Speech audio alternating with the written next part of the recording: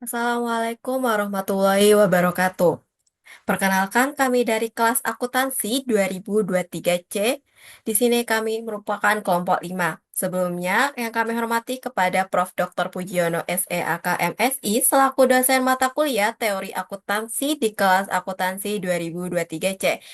Di sini izinkan kami untuk mempresentasikan pada pertemuan kedua tentang elemen dan struktur teori akuntansi.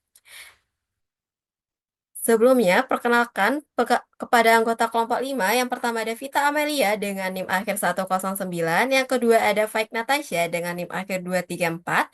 Yang ketiga ada Mincatul Maula dengan NIM akhir 276. Yang keempat ada saya sendiri yaitu Jian Zaida dengan NIM akhir 307. Dan yang terakhir ada Lydia Natasha Manulang dengan NIM akhir 472. Baik, di sini kami akan membahas terkait yang pertama ada pemikiran mengenai teori, yang kedua ada pemikiran mengenai konsep, yang ketiga ada hipotesis, dan yang keempat ada konteks penemuan. Baik, selanjutnya saya serahkan kepada kawan saya untuk mempresentasikan materinya. Baik, di sini saya akan menjelaskan tentang teori akuntansi. Teori akuntansi merupakan kerangka berpikir yang menjelaskan mengapa, bagaimana, dan untuk apa akuntansi itu dilakukan. Ia menyediakan dasar ilmiah untuk memahami praktik akuntansi yang ada. Teori ini juga memberikan panduan untuk pengembangan praktik akuntansi yang baru dan relevan dengan kebutuhan yang zaman. Next.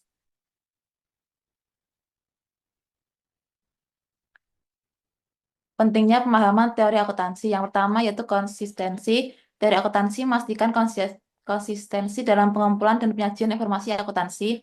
Lalu yang kedua, relevansi. Informasi akuntansi yang dihasilkan menjadi relevan dan berguna untuk pengambilan keputusan. Yang ketiga, ada transparansi. Teori akuntansi mendorong transparansi dalam praktik akuntansi. Next.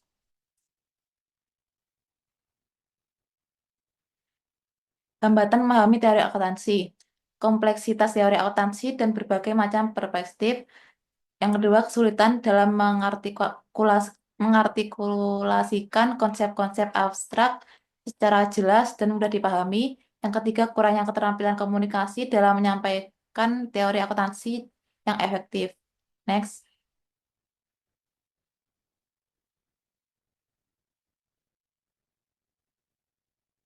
Strategi meningkatkan pemahaman teori akuntansi.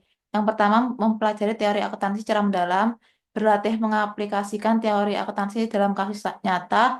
Yang ketiga, kembangkan keterampilan komunikasi yang baik. Dan yang terakhir, gunakan bahasa yang mudah dipahami dan visualisasi yang efektif.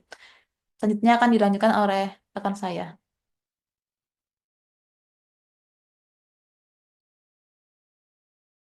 Selanjutnya ada pemikiran mengenai konsep. Yang pertama ada hakikat dan pentingnya konsep. Konsep secara fundamental adalah sesuatu yang penting baik dalam akuntansi maupun dalam ilmu-ilmu yang lain. Pengetahuan ilmiah adalah sepenuhnya konseptual, terdiri atas sistem-sistem konsep yang saling berhubungan dengan cara-cara yang berbeda. Konsep adalah unit-unit utama dari suatu teori, dan pembuatan teori yang baik mengandung artian pembentukan konsep yang baik. Next.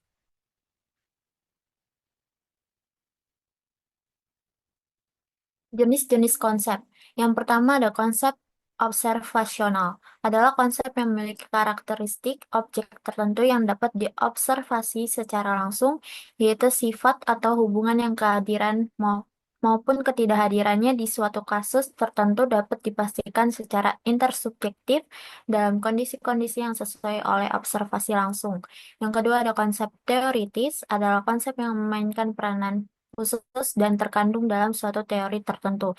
Dan yang ketiga ada konsep disposisi mengacu kepada suatu kecenderungan untuk menunjukkan reaksi-reaksi yang spesifik menurut kondisi-kondisi tertentu yang dapat ditetapkan. Next. Yang kedua ada validitas konsep. Validasi dari suatu konsep pada kenyataannya penting untuk penerimaannya sebagai suatu konsep yang bermanfaat yang dapat dimasukkan ke dalam suatu teori tertentu. Digunakan dua pendekatan untuk melakukan validasi, yaitu operasionisme dan pengembangan pengukuran validitas konsep. Next.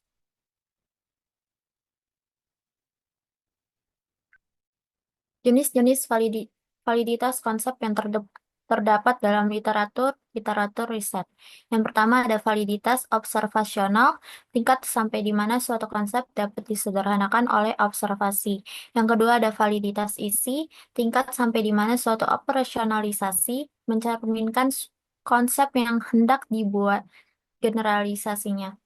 Yang ketiga ada validitas yang berhubungan dengan kriteria yang terdiri dari validitas prediktif, subjek- subjenis, dari validitas yang berhubungan dengan kriteria di mana kriteria yang diukur dalam waktu yang terpisah dari konsepsi prediktor. Selanjutnya ada validitas konkuren atau bersamaan, yaitu subjenis dari validitas yang berhubungan dengan kriteria di mana konsep-konsep kriteria dan prediktor diukur pada waktu yang sama. Next.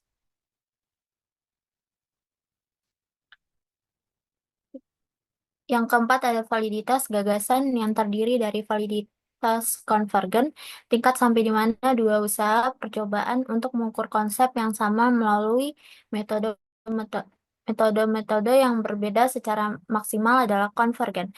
Dia biasanya dinyatakan oleh korelasi yang terjadi di antara dua usaha percobaan tersebut. Selanjutnya ada validitas diskriminan sampai sejauh mana suatu konsep berbeda dengan konsep yang lainnya. Dan selanjutnya ada validitas nomologi sampai sejauh mana suatu prediksi yang didasarkan atas konsep yang dimaksudkan untuk diukur oleh suatu instrumen dapat dikonfirmasikan. Next. Yang kelima ada validitas sistemik. Tingkat sampai di mana suatu konsep memungkinkan adanya integrasi dari konsep-konsep sebelumnya tidak saling berhubungan dan atau pembuatan suatu sistem konseptual yang baru. Yang keenam ada validitas semantik, di- tingkat sampai di mana suatu konsep memiliki penggunaan semantik yang seragam. Dan yang terakhir ada validitas pengendalian, tingkat sampai di mana suatu konsep dapat dimanipulasi dan mampu mempengaruhi variabel-variabel lain yang berpengaruh. Selanjutnya akan dijelaskan oleh rekan saya. Selanjutnya, di sini ada hipotesis dalam teori akuntansi. Terdapat 3 hipotesis dalam teori akuntansi, yakni yang pertama ada hipotesis efisiensi pasar. Asumsi bahwa harga saham mencerminkan semua informasi yang tersedia, termasuk informasi akuntansi. Kedua, ada hipotesis signaling. Perusahaan menggunakan informasi akuntansi untuk mengirimkan sinyal kepada investor mengenai kondisi keuangan mereka. Ketiga, ada hipotesis earning management. Manajer dapat memanipulasi angka akuntansi untuk mencapai tujuan tertentu seperti memaksimalkan bonus. Next.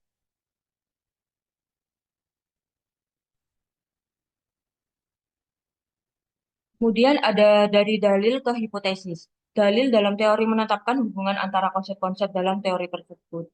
Dalil dapat menjadi hipotesis jika mereka mengacu pada fakta-fakta yang belum pernah terjadi sebelumnya dan dapat diperbarui dengan pengetahuan baru. Karakteristik utama hipotesis adalah kemampuan untuk diuji secara empiris. Sifat pengujian yang diberikan tergantung pada apakah dalil tersebut analitik atau tidak. Selanjutnya akan dijelaskan oleh teman saya.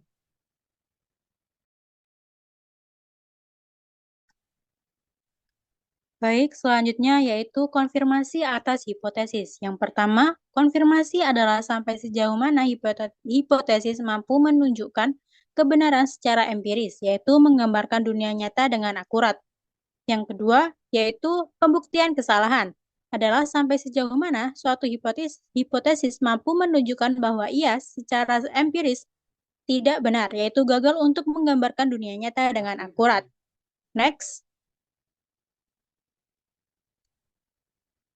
Yang ketiga, hipotesis yang semata-mata dapat dikonfirmasi berasal dari pernyataan yang disebut pernyataan eksistensial. Dan yang terakhir, hukum universal, yaitu pernyataan-pernyataan yang dapat mengambil bentuk persyaratan-persyaratan generalisasi yang universal. Adalah sumber dari hipotesis yang semata-mata dapat disanggah. Selanjutnya akan dijelaskan oleh teman saya. Baik, untuk selanjutnya yaitu materi konteks penemuan. Di konteks penemuan pada teori akuntansi itu mencakup yang pertama metodologi penelitian. Di sini kita menggunakan pendekatan kuantitatif atau data numerik dan statistik, atau juga bisa menggunakan data kualitatif dengan analisis deskriptif dan studi kasus. Yang kedua ada data akuntansi yang dimana berupa data keuangan maupun data non-keuangan. Yang ketiga ada teknik analisis yang dimana kita menggunakan metode seperti regresi, analisis konten, dan studi kasus untuk menguji teori akuntansi. Yang terakhir ada hasil penelitian yang dimana meliputi pengujian hipotesis dan pengembangan model baru dalam memahami atau memprediksi fenomena akuntansi. Baik, itu saja pembahasan dari kelompok 5 pada pertemuan 2. Selebihnya mohon maaf apabila terdapat salah pengucapan kata. Sekian, terima kasih. Wassalamualaikum warahmatullahi wabarakatuh.